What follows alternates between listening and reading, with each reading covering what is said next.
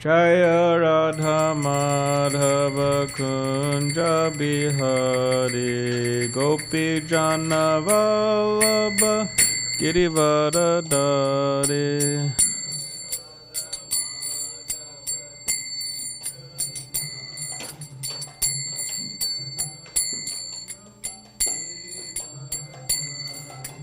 Jaya Radha Madhava Kunja Bihari Gopi Jana Vallabha Girivardhari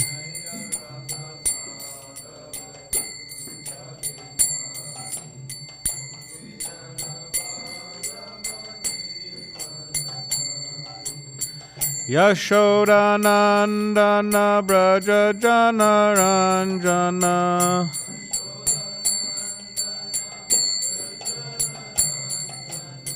Yashoda Nandana Braja Jana Ranjana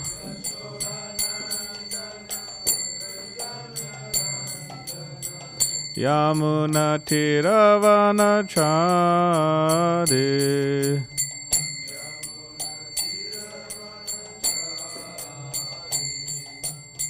Yamuna Tiravana Chari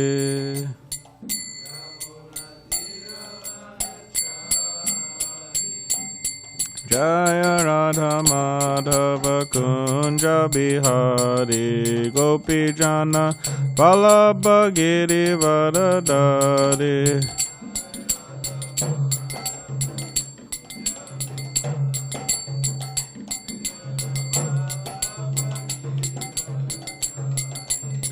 Yashoda Nandana Braja Jana Ranjana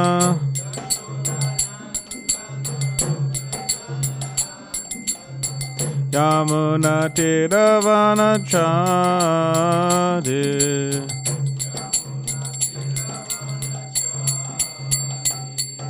Jaya Radha Madhava Kunja Bihari Gopi Jana Vallabha Girivardhari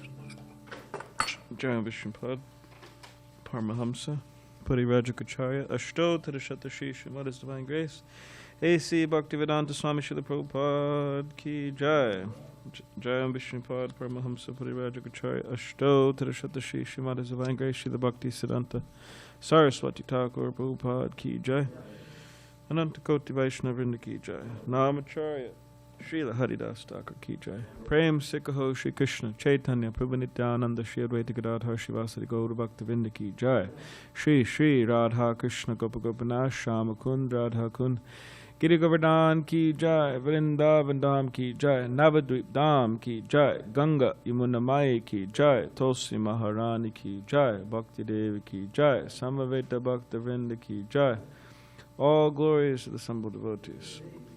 All glories to the assembled devotees. All glories to the assembled devotees.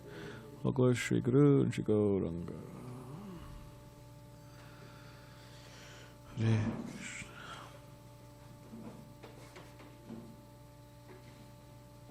Om Namo Bhagavate Vasudevaya. Om Namo Bhagavate Vasudevaya. Om Namo Bhagavate Vasudevaya.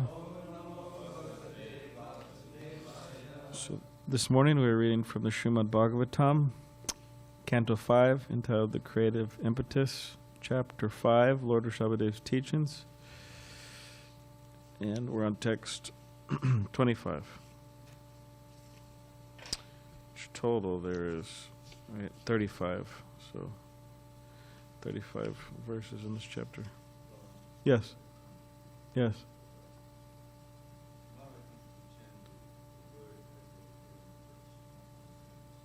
Okay. All right.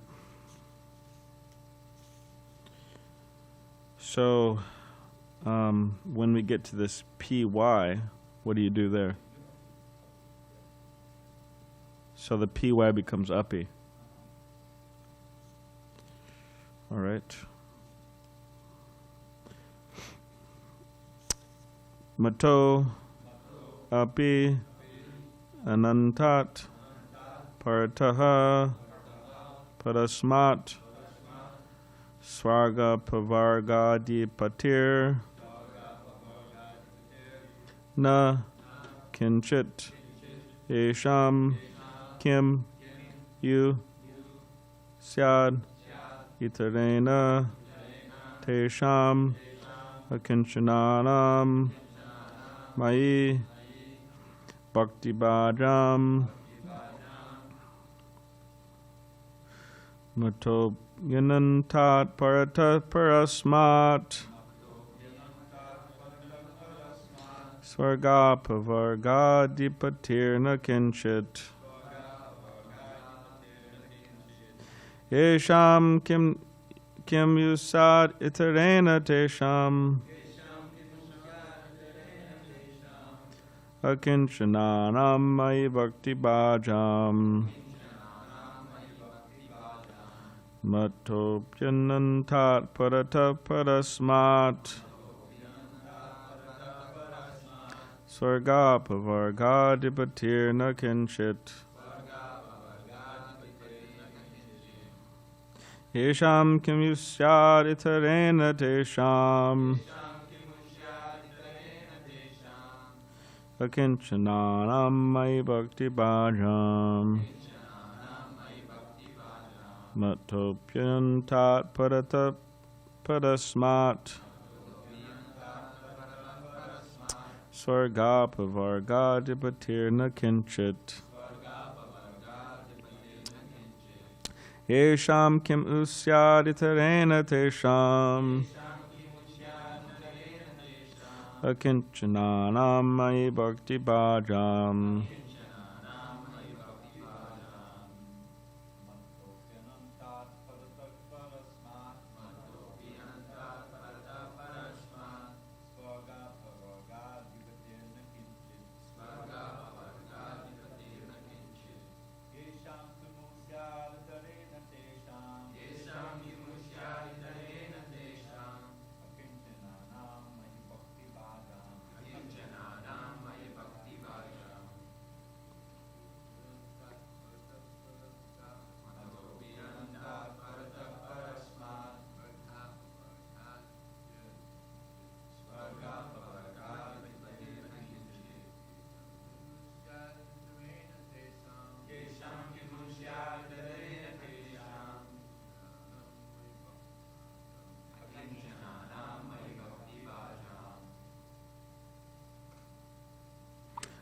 Mattaha, from me, api, even, anantat, unlimited in strength and opulence, parata parasmat, higher than the highest, swarga apavarga adipatehe, able to bestow happiness obtainable by living in the heavenly kingdom, by liberation, or by enjoyment of material comfort, and then liberation. Na, not. Kinchit, anything. Esham, of whom. Kim, what need. How do you say that? Who? Oh. Syat, can there be. Itarena, with any other. Tesham, of them. Akinchananam, without needs or without possessions. Mai, unto me. Bhakti Bhajam, executing devotional service. Translation and commentary by His Divine Grace, HG Bhaktivedanta Swami Prabhupada. I am fully opulent, almighty, and superior to Lord Brahma and Indra, the king of the heavenly planets. I am also the bestower of all happiness obtained in the heavenly kingdom and by liberation. Nonetheless, the Brahmins do not seek material comforts from me. They are very pure and do not want to possess anything. They simply engage in my devotional service. What is the need of their asking for material benefits from anyone else? Purport.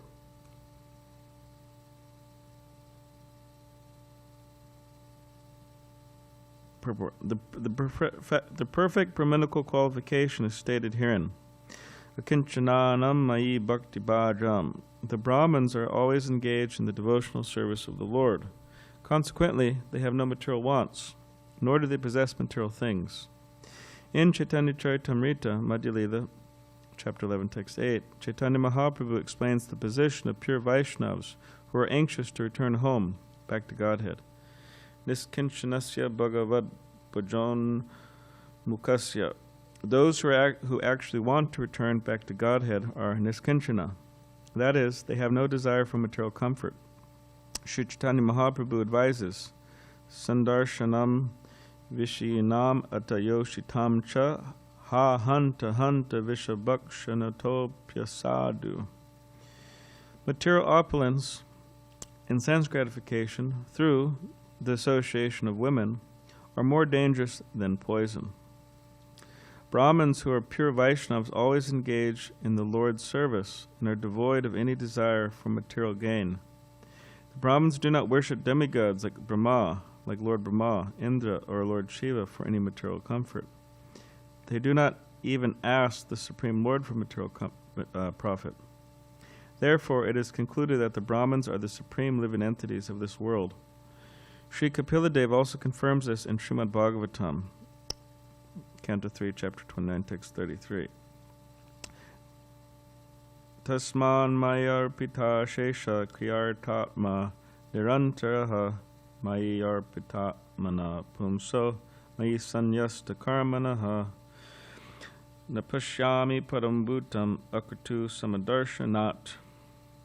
The Brahmins are always dedicated to the Lord's service with their bodies, words, and mind. There is no better person than a Brahmin who thus engages himself and dedicates himself to the Supreme Lord.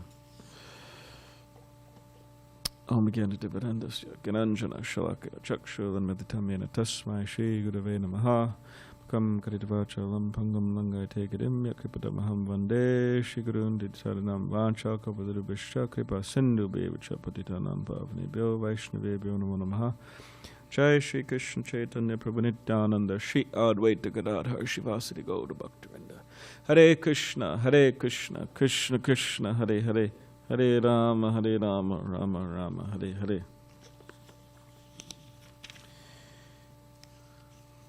So as we've been hearing in this section of the Srimad Bhagavatam, that Lord Rsabhadeva, he's instructing his sons, 100 sons, before he's getting ready to leave. And as we'll be hearing in the following verses that he takes on this position of an avadut and traveling mendicant, and very dramatic verses in the Bhagavatam, the type of position he takes, and people are criticizing him and so on, but we'll hear more about that later. But yeah, before he left, he's instructing his 100 sons, and he's telling the 99 of them to take that Bharat Maharaj is going to be left in charge as the king. And these glorifications of the Brahmins that we've been hearing and discussing the last few days, this is in the context that Bharat Maharaj, although he is extremely qualified and exalted and a pure devotee of Krishna, it's saying that he should take the instructions, the guidance of the Brahmins. And these different verses that we've been reading and discussing, the different qualities of the Brahmins. And it's not that, I have a Brahmin thread, right?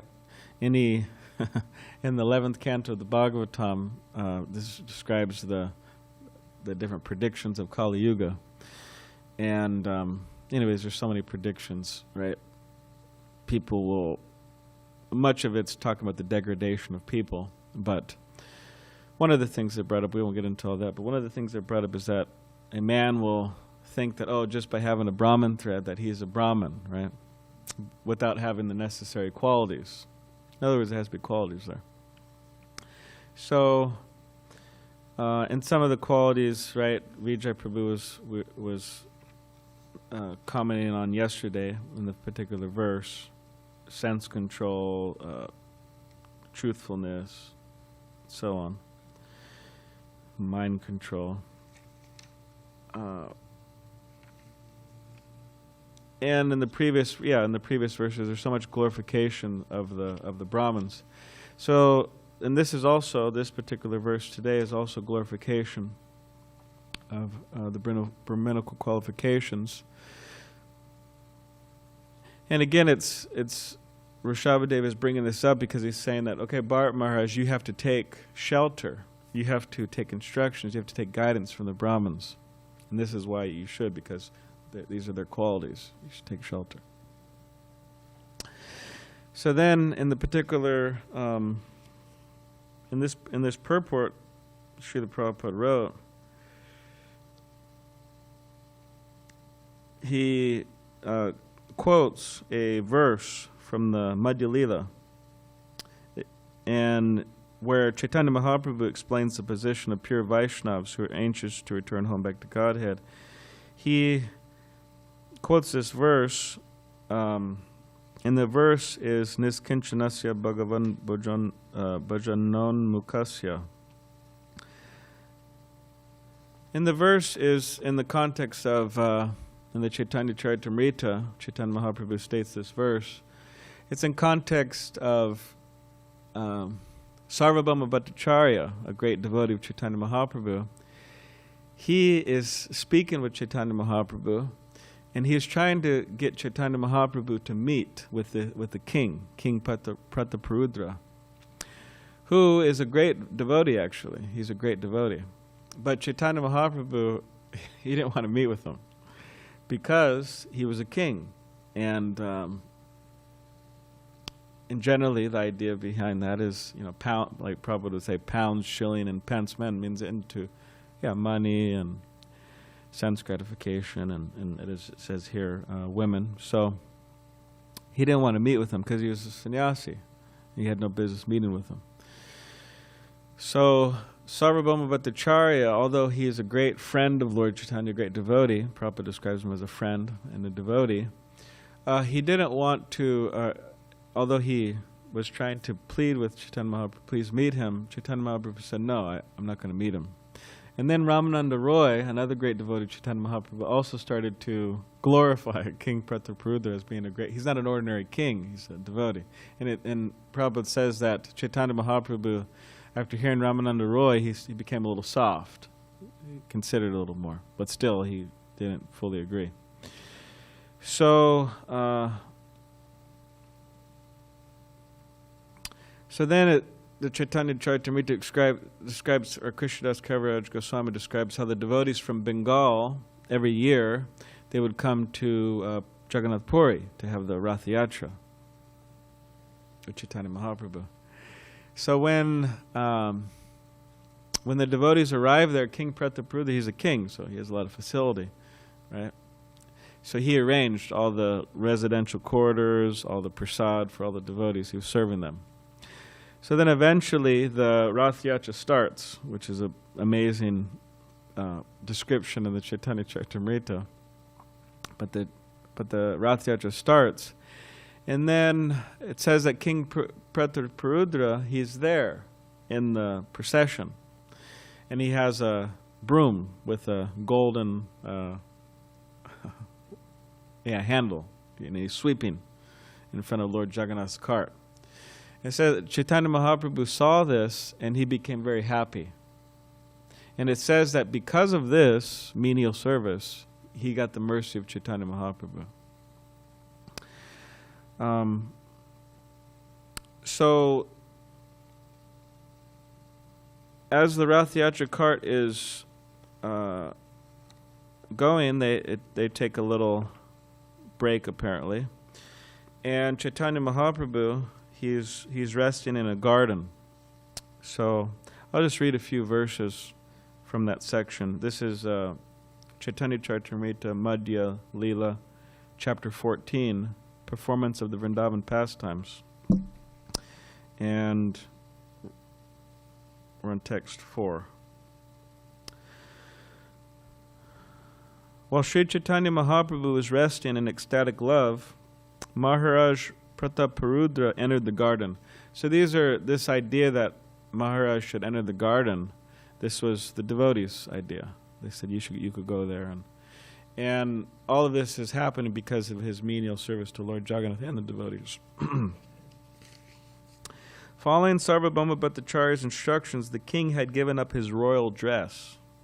He now entered the garden in the dress of a Vaishnava. Maharaj Prataparudra was so humble that with folded hands he first took permission from all the devotees. Then with great courage he fell down and touched the lotus feet of the Lord.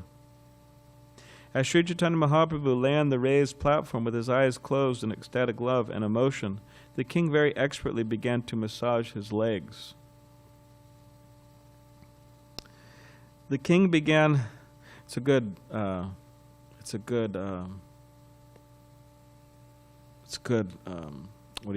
skill to have, to be able to massage. Sometimes the spiritual master may need.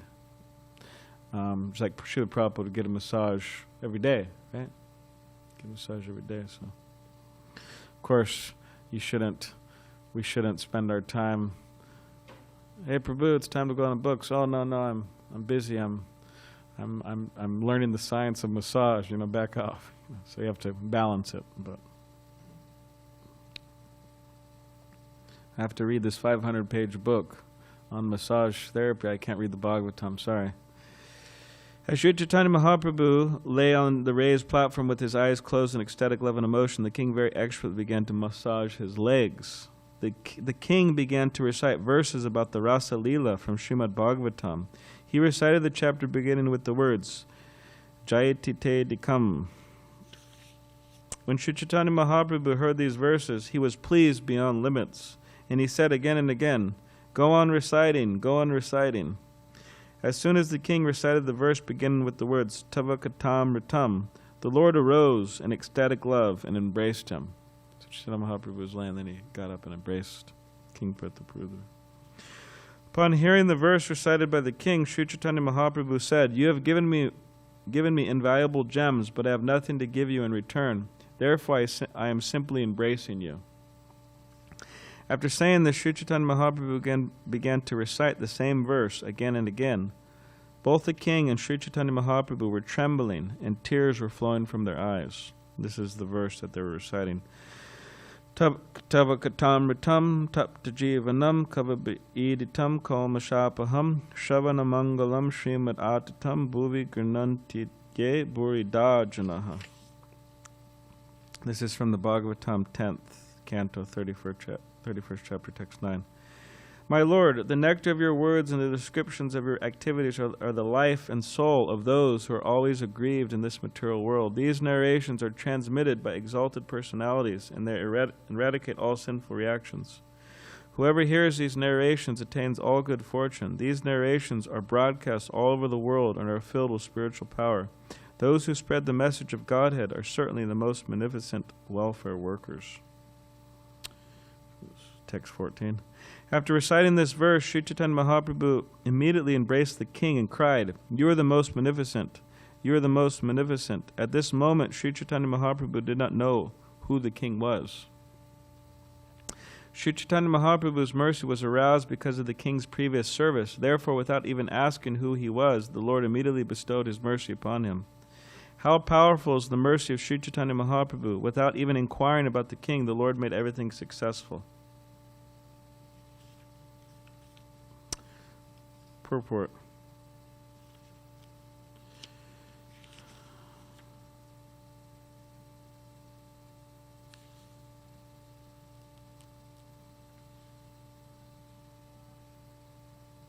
All right. Sri Chaitanya Mahaprabhu's mercy is so powerful. So this is a very amazing purport by Srila Prabhupada. Srila Prabhupada's mercy is so powerful that it acts automatically. If a person renders loving service to Krishna, it never goes in vain. It is recorded in a spiritual account. and in due time it will fructify? Fructify. This is confirmed by the Bhagavad Gita 2:40. Neha bhikramanashosti pratyavayo navidyate sopamapyasa dharmasya trayato mahato bayat. In this endeavor there is no loss or diminution, and a little advancement on this path can protect one from the most dangerous type of fear.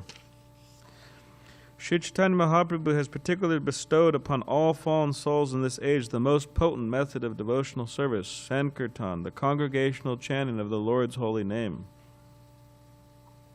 And whoever takes to it through the mercy of Sri Chaitanya Mahaprabhu is immediately elevated to the transcendental position.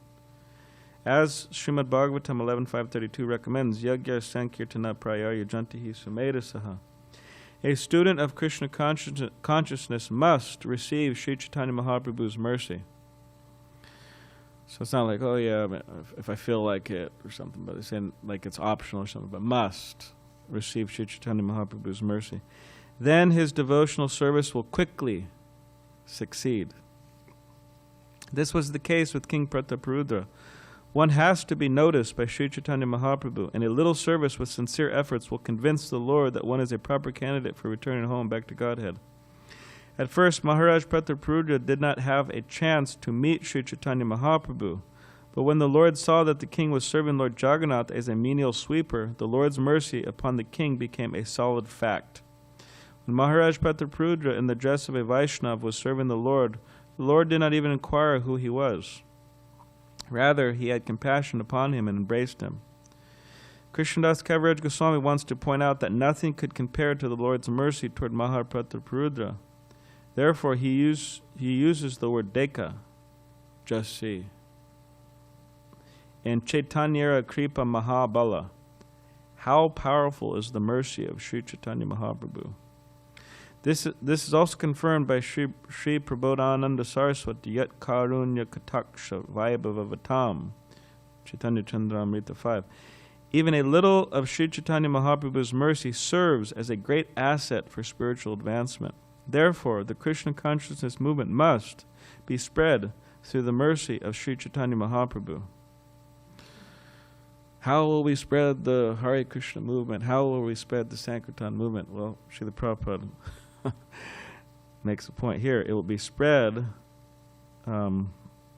through the mercy of Sri Chaitanya Mahaprabhu. So we have to get the mercy of Sri Chaitanya Mahaprabhu. When Rupa Goswami experienced the mercy and magnanimity,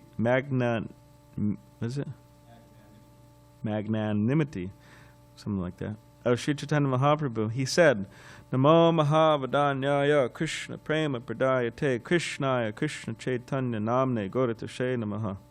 I offer my respectful obeisances unto the Supreme Lord Sri Krishna Chaitanya, who is more magnanimous than any other avatar, even Krishna himself, because he is bestowing freely what no one else has ever given, pure love of Krishna. Srila Lochandas Thakur has also sung, Parama Karuna Pahudvi Jana Nitai Gaura Chandra.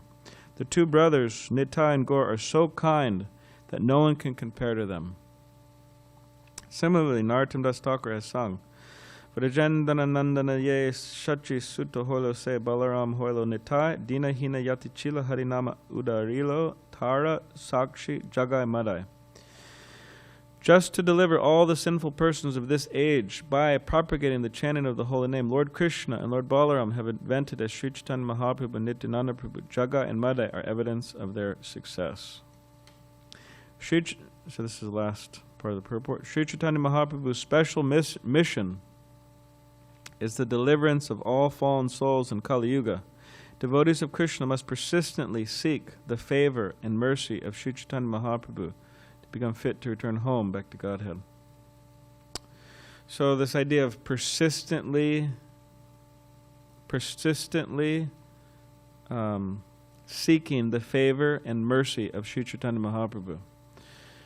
So we have to be persistent. Without persistence, you might as well just give up now. Of course, don't do it, but it's very important, because I mean, what do we expect to achieve without being persistent? We can't achieve anything really, besides the cheap thrills of Kali Yuga, you know. But we have to be persistent in getting the favor of Chaitanya Mahaprabhu. We also have to be persistent in trying to propagate Krishna consciousness, trying to give Krishna consciousness. It's not that, oh, well, I tried to distribute books for 2 weeks, and now let me throw in the gumsha, you know. I've distributed books for 2 months, right? Or I've tried to practice Krishna consciousness for this long or this long, but we have to be persistent. We can't give up so easily. There's a lot of quit in people in Kali Yuga. They're very easy, like to quit things, because what's symptomatic of Kali Yuga is the mode of tamas. Tamas breeds all types of really terrible things, but one of them is this quitting, right? Spiritual laziness. So we have to be very persistent, and then we'll be able to get the mercy of Chaitanya Mahaprabhu. We hope, right? But we have the example of King Prataparudra, that he was just flat out denied. He really wanted to see Chaitanya Mahaprabhu. He really wanted to serve Chaitanya Mahaprabhu, but Chaitanya Mahaprabhu said, no, I'm not seeing you. But then through his menial service, through his persistence of serving the Vaishnava, serving Lord Jagannath, through his menial service, eventually he got the mercy of Chaitanya Mahaprabhu. So the last few points is that in this verse quoted in the Srimad Bhagavatam, in the purport of this purport, anyways, in the verse here, the purport of today's verse, there's a shloka quoted, 3:29-33 Srimad Bhagavatam.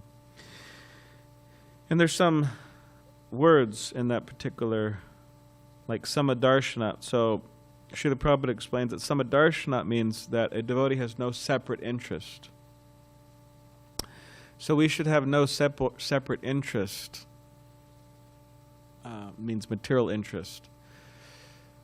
Like Guru Mukha Padma Vakya Chittitika Akya, right? That you should make, oh dear brothers, make the spiritual master's desire, right? Words, make the spiritual master's words one with your mind, and don't desire anything else. So we have to try to come to that point where we have no other separate interest. The words of the spiritual master one with us. And then this arkatuha.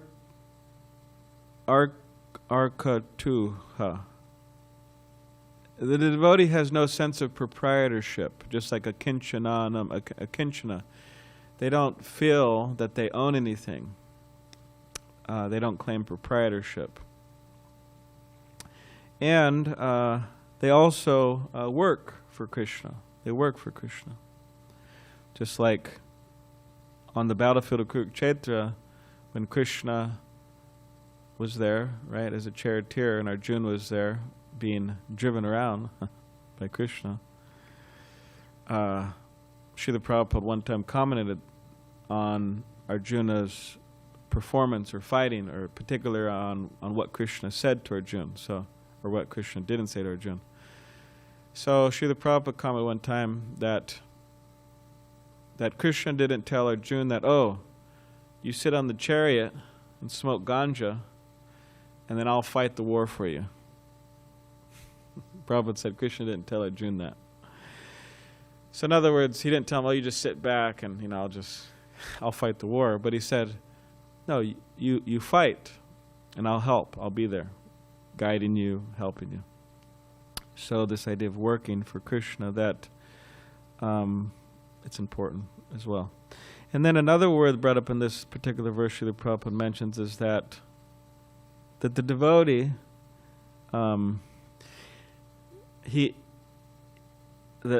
Krishna says, he gives his mind to me. So we should give our mind to Krishna. It should be an offering, right? We should offer our mind, means means we should think of Krishna, but we should offer it, to Krishna, as well as our body, as well as our words, as well as everything.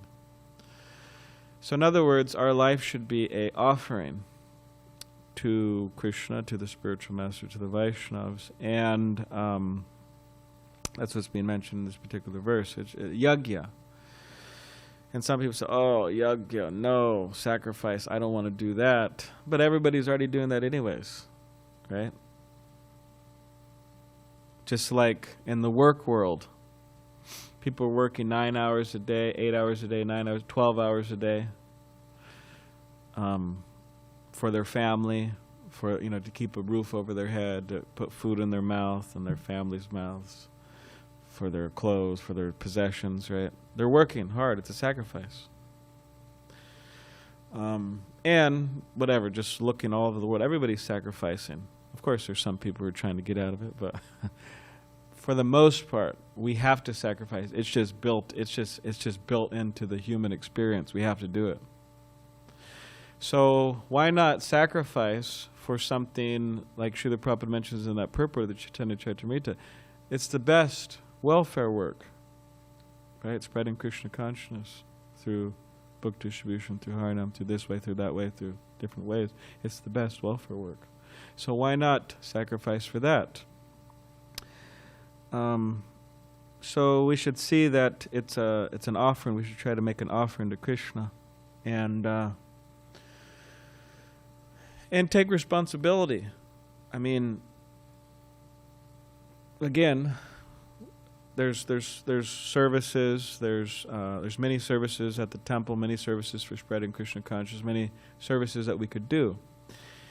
And it's good if we take responsibility for those things.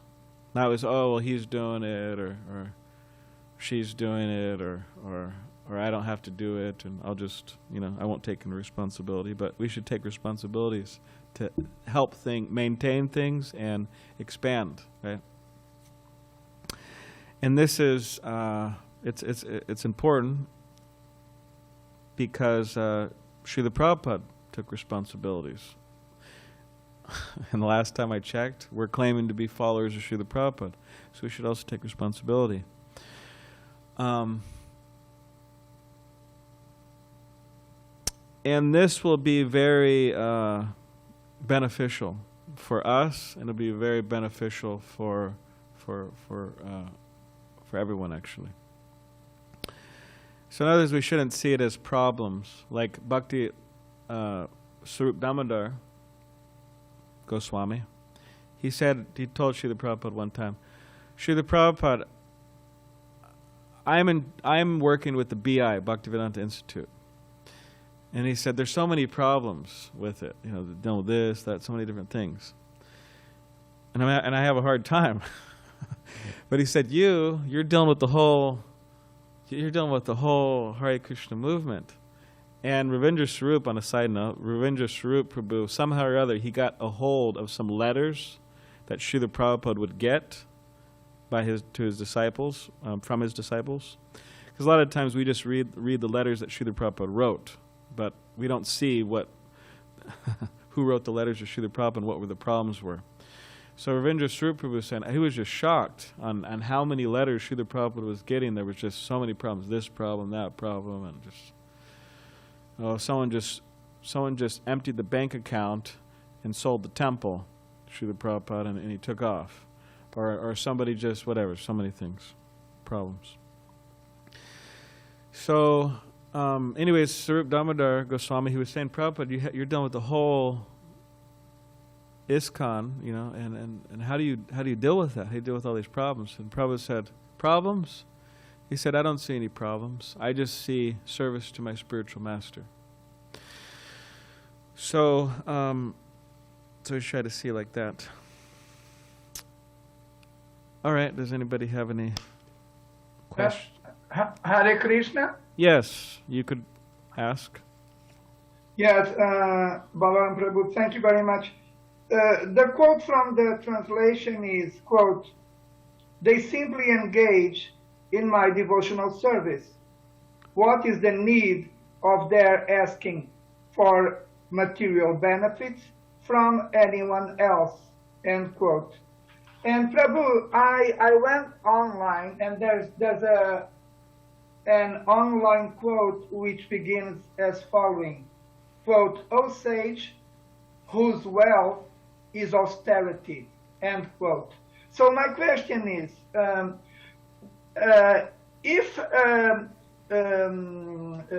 wealth, it is an instrument to be used in order to at least maintain myself and my family, if I have a family. So in relation to the Brahminical class, my question is, if the only wealth that the Brahmana has is austerity, in what way this wealth, austerity, is being used by the Brahmana for self-maintenance and for maintaining his devotional service? All right, thank you. Well, I mean, it says the wealth of, the austerity is the wealth of the Brahmins. Of course, you could say Brahmins also have other forms of wealth, like, for example, knowledge. That's also a form of wealth, right? Or spiritual happiness, also a form of wealth, right? But anyways, commonly we hear that austerity is wealth of the Brahmins. Well, at least speaking from traditional times, things were a lot different. How society was organized, how things went on, the different positions, the different roles, different occupations that people engage in to maintain themselves differ. Of course, in the case of brahmachari Brahmins or sannyasi Brahmins, they, in terms of their maintenance, they are supported by, and vanaprasthas also. Well, anyways, mostly Brahmins, sannyasis and brahmacharis. They're supported by the grihastas, means those who are earning.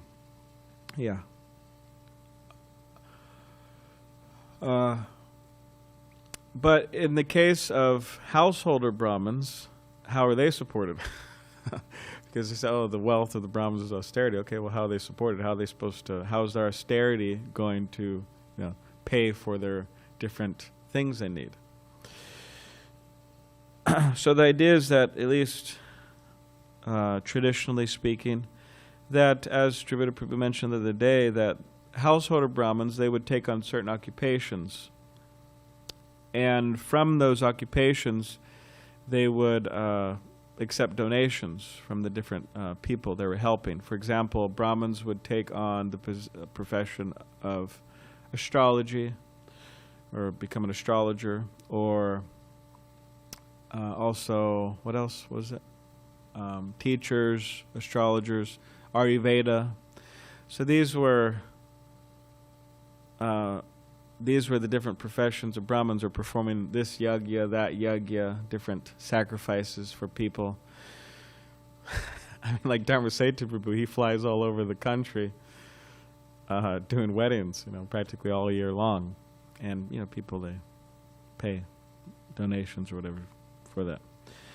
So, that's how they were maintained. Now, of course, nowadays, things are all topsy-turvy, and it's actually hard for Brahmins nowadays. I mean, it's very difficult, actually, for devotees with those Brahminical tendencies. Because, if somebody has a Shudra tendency, okay, fine. They just, go build a house or do this or do that. It's not really... But, or if someone has a Vaishya tendency, I don't know, maybe what we call business-minded person, go make money, right? It's not so difficult if a person really has that type of mind. Like Prabhupada said, money's flying, you just got to learn how to catch it. For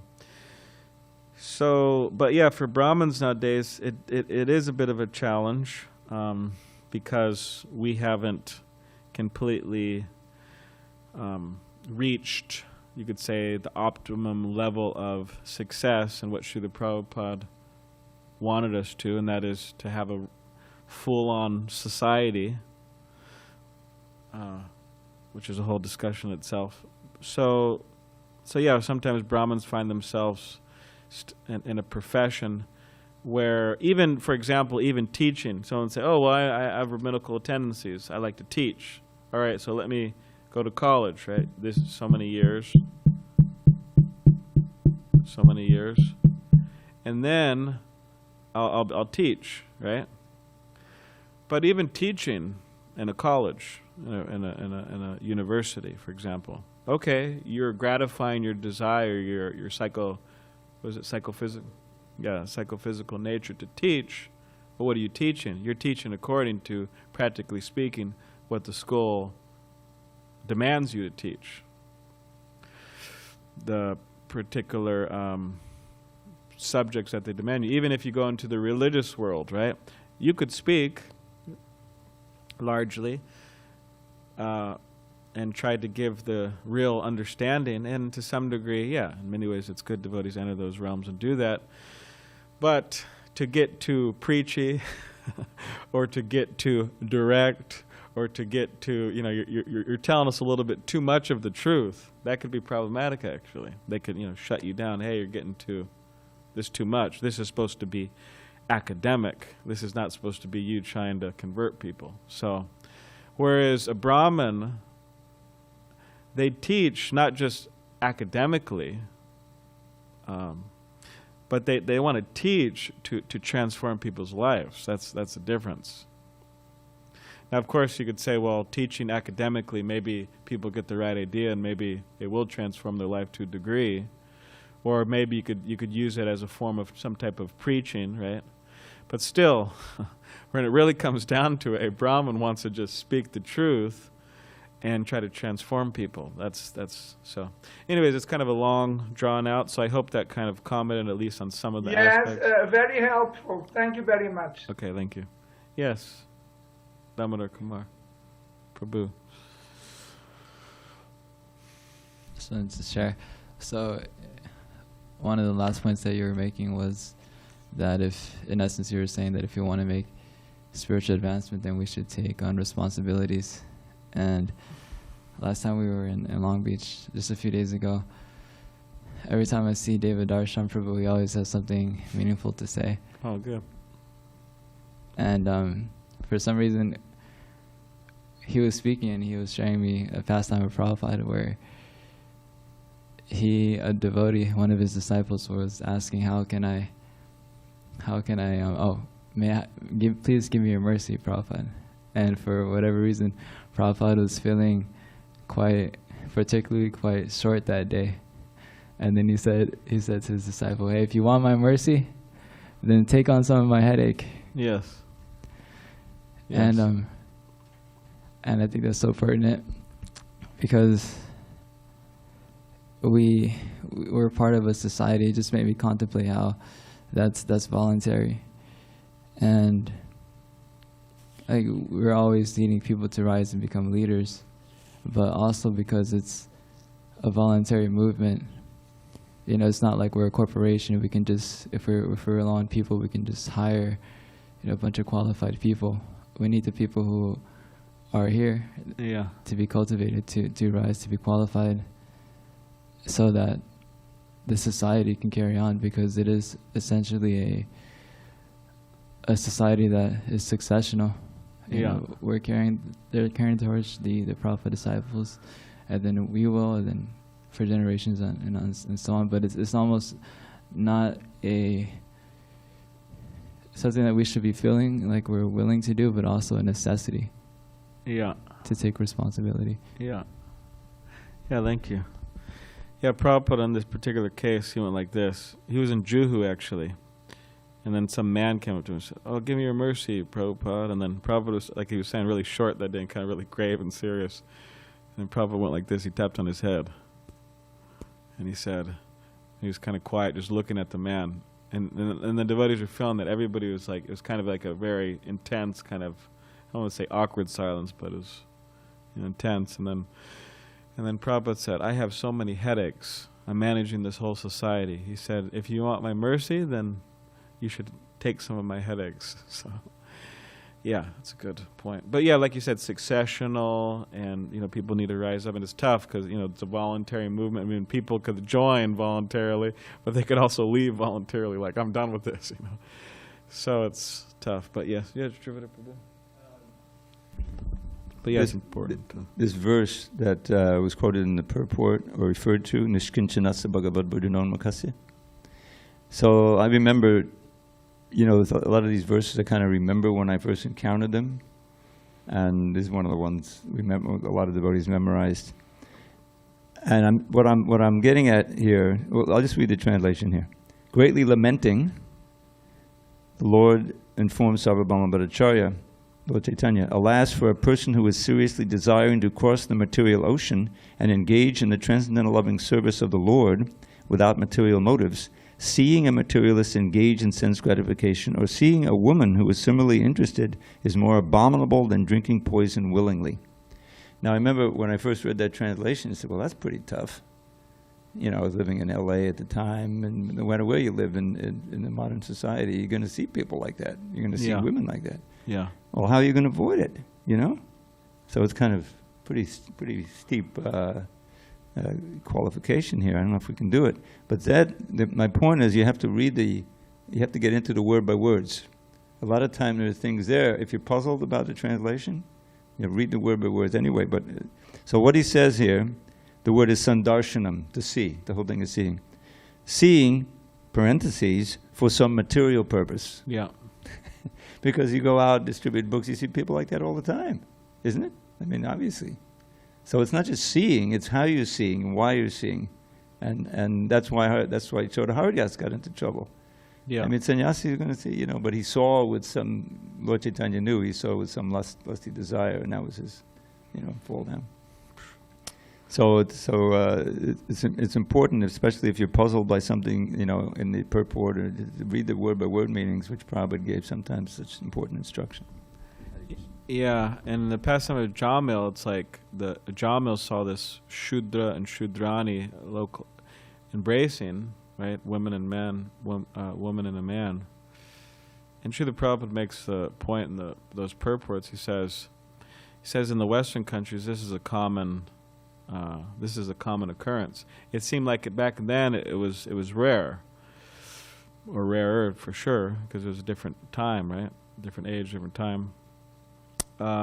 So it's a common occurrence. It's not that you just see one. In many ways, that'd be nice in the sense that, all right, you just saw one and that's it. Some time goes and you don't have to see anymore. But it's like you go on books, Harinam, whatever. You'll see, right? But Prabhupada makes a point in the purports. He says that if the devotees very strictly chant Hare Krishna, he says they very strictly chant Hare Krishna, means chanting their at least 16 rounds and engaging in kirtan, right? Kirtan, very uplifting. Then, if they very strictly follow this principle, then by the mercy of Srila Haridas Thakur, they will be saved from this. So all right. Jai. Grantaraj Srimad Bhagavatam ki jai. There's some degradation of the West.